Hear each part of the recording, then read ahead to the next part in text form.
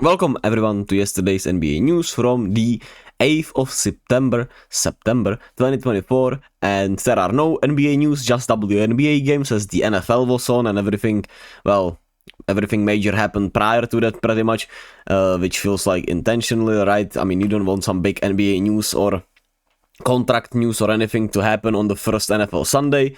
And I mean, the NFL was really fun. The first slate, the 7 p.m. here, which I don't know, it's earlier obviously in the US, but those games were awesome. The second slate, the 4-game slate that starts from 10 p.m. here in the Czech Republic, was kinda meh, and obviously I was not up for the Sunday night game, but I mean, hey, the NFL is back and that's all that matters, and it's fucking awesome. But the WNBA was also really awesome yesterday. There were 4 games, and I mean 5 games actually, and there was a lot of fun stuff going on. Let's start with obviously the first game, which was the Minnesota Lynx against the Washington Mystics. The Lynx pulled through with a 78-71 victory. It was a real grindy game, and the Mystics 3-point shooting kept them in the game. They shot really well from the 3-point line, which it feels like they've been doing lately. And for the Lynx, it was timely buckets, fast break opportunities, and I mean, they are a clutch team. They have clutch players. Courtney Williams is clutch, Nafisa Collier is clutch. They have a really good defense, which obviously makes things tough for everyone. And they were able to pull through against a Mystics team that's been playing better. So another good win for the Lynx, while they've not been, while Nafisa Collier has not been as MVP-esque as she's been to start the second half of the season, she's still been really great, and the Lynx continue to play really good team ball and continue to be a real championship threat, obviously. While the Mystics keep fighting, and they still got a chance, I'm pretty sure, to be... Let me just check, just in case I'm wrong, but I'm pretty sure they still have a chance to be... They have a chance to be. Yeah, they have a chance to be in the playoffs still, which makes sense. While the next game was the Liberty against the Aces, a marquee matchup obviously, but A'ja Wilson was out with a leg injury. She came into the game with, she was in the tunnel with a walking boot, but I mean, I would say that's more like preservation. That can be, that can happen for these players, that they just get a walking boot even though it's not a major injury or barely an injury really. It's just for protection. Sometimes it feels like, because I feel like I've seen this story fairly often these last couple of whatever, I'm not sure if months or maybe last couple of years, but I've for sure seen this in the NBA this season. So probably the last year I feel like I've seen a walking boot just for protection a little more than prior to that. And it always freaks people out, but A'ja Wilson should be fine. There are no long-term injuries there. Or at least not that we know of. Becky Hammond, the head coach of the Aces, said there is nothing, so there's that. But the Liberty did edge out the Aces 75-71. They were sloppy. Sabrina, once again, since the neck injury, she's just not been great. She's just not been great. And that obviously sucks, because before that, she was an MVP candidate. She was 6 of 21, 14, 4 and 4. She did have 2 blocks and she did have her clutch moments, which feels like she's been really clutch this season. But still, they need her to play better. And it was an ugly ending. There were a lot of bad misses, weird shot attempts, air balls.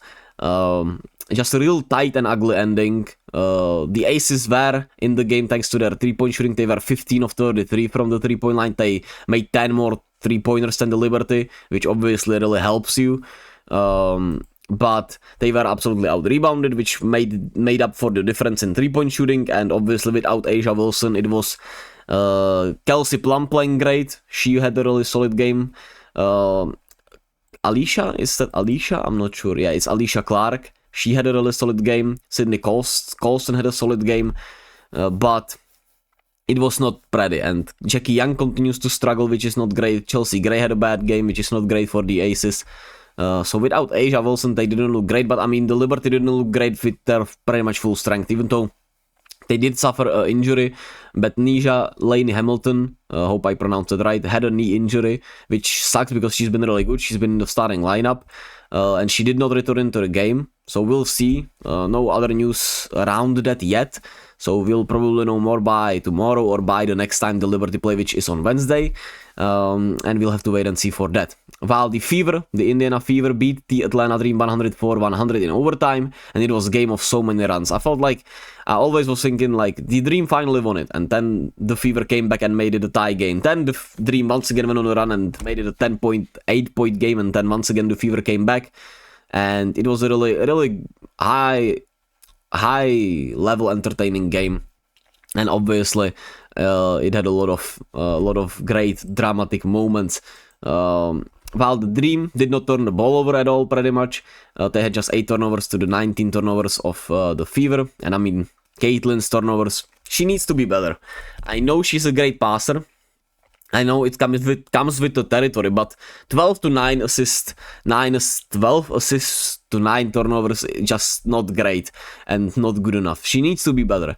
Obviously, she can have like 6 turnovers to 12, at least 2-to-1 ratio, right? But she needs to cut it down a little, at least, over these next years if they want to really contend.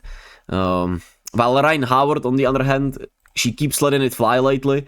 She had 36 points, 4 rebounds, 5 assists on 13 of 22 shooting from the field. And I mean, lately she's been a little just letting it fly. Last 3 games she had over 30 points. In all of them she took over 24 shots per game.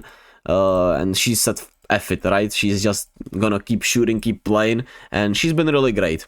While obviously the Dream run a tight rotation and their bench is really rough, the starting lineup keeps playing really well. And it's a shame they lost because they had 94 field goal attempts to 68 field goal attempts. They had a really good shot to win it before overtime at 90-90.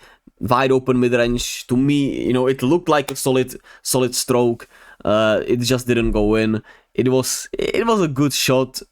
I felt like it was going in and it just didn't go in. And I mean, before that, they were so scared of Caitlin Clark, pulling up and doing crazy things that Aliyah Boston was able to cook one-on-one and was able to get easy buckets, which was huge. She was sensational with 30 points, 13 rebounds, 5 assists, 1 steal, 1 block on 11 of 16 shooting from the field.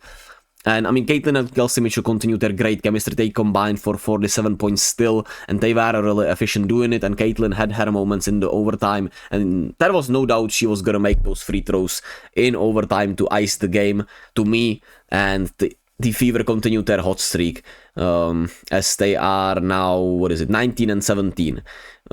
They have 4 games remaining. 2 of them are against the Aces, which should be intriguing, especially if Asia Wilson does not play, and the Wings and the Mystics. So, I mean, they should go 3-1 here, and they don't probably have a chance to catch the Sun. They are 25-10. Yeah, they don't have a chance. So they're locked into this spot, into the third spot in the Eastern Conference.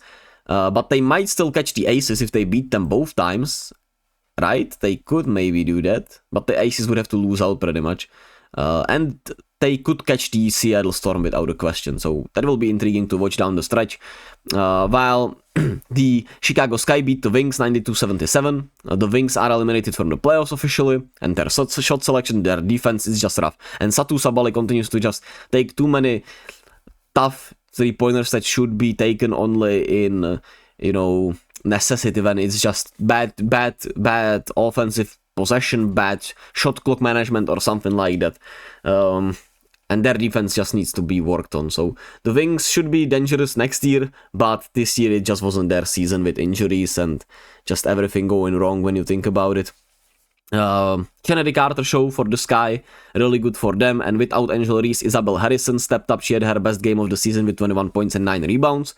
While lastly, the Connecticut Sun beat the Sparks 79-67. Breonna Jones, 15 field goal attempts. Just like I've been saying, they've been watching the videos maybe. She had 21 points, 9 rebounds, 3 assists on 9 of 15 shooting. She was really great. And they had a really great ball movement, great team offense from the Sun. Obviously, the Sparks offensively are not great. They dominated them in the paint. And they get a clean, easy win against LA. While Ricky Jackson continued to be really good. And yeah, now we wait until Wednesday for the next games. I obviously have my Niners playing this Monday night, and I won't be able to watch because I have work in the morning. Because I'm just silly like that, and even though I can choose and I don't have to go in the morning every day, I for whatever reason just did not realize it and put my shift in the morning. So shit happens, I guess, but we'll have the Liberty against the Wings. Lynx against the Dream should be a fun matchup, and the Sun playing against the Sparks. And that's that. So I'll catch you all tomorrow as always, and then we'll obviously be back with WNBA games on Wednesday, or Thursday. So thank you all for listening, thank you all for watching. As always, be kind to $7, be gentle with yourselves, and I'll catch you all wherever next time. Love! Astrobot sweep!